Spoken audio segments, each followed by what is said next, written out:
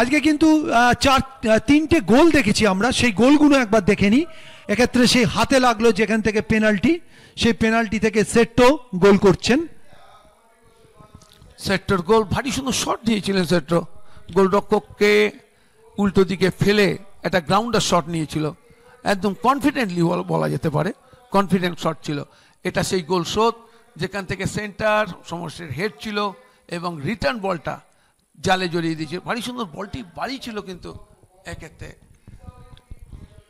ডেলিভারিটা খুব দারুণ ছিল, ইনসুইং ফ্লোটার ছিল। আবার সেই একটা সুযোগ যেটা রাজা প্রথমে সেভ করেছিল, ফিরতি বলের শট, এবং সেখান থেকে অমিত এক্কা বলটা গোল করেছিলেন। এবং এক্ষেত্রে প্রথম শটটা অভিষেক নিয়েছিলেন, তারপরের শটটা কিন্তু অমিত নেন।